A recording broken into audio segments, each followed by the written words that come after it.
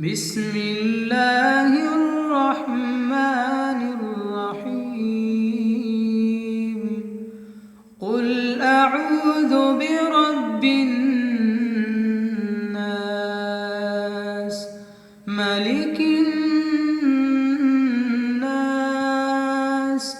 إله الناس